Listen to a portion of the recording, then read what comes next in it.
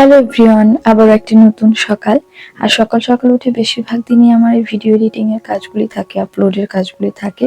তো সেগুলোই করছিলাম, করতে করতে বেশ অনেকটাই সময় পার হয়ে গেল। তারপরে ভাবলাম যে না, একটু ছাদটা ঘুরে আসি। আর এই ছাদটা ঘুরে দেখলাম বৃষ্টি হওয়ার কারণে বেশ জল জমে আছে। আর আমার গাছের এই ফল ফুলগুলো দেখছিলাম আর বেশ মনটা আমার হালকা হয়ে আসছিল। পাশের এই জায়গাটাতে দেখলাম এতটা জল জমেছে, কি বলবো, মনে হচ্ছিল যেন পুকুর হয়ে গিয়েছে।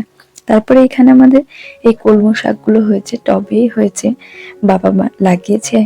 আর বর্ষার টাইমে এগুলো বেশ খুব সুন্দর হয়ে তাজা তাজা হয়ে ওঠে।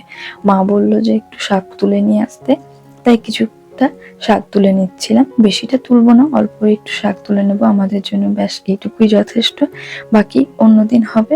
তারপরে বেলার দিকে একটু ড্রাগন ফল ছিল একটা, সেটাকে খেয়ে নিলাম। তারপরে আবারও বসে পড়েছিলাম আমার ভিডিও বানানোর কাজে। এইরকম ভাবে ভিডিও বানাচ্ছিলাম, একটা জুয়েলারির উপর কালার করছিলাম। ব্যাস এইরকম ভাবে সারাদিনটা কেটে গেল। আজকের জন্য এটুকুই, দেখাবে অন্য কোনো ভিডিওতে।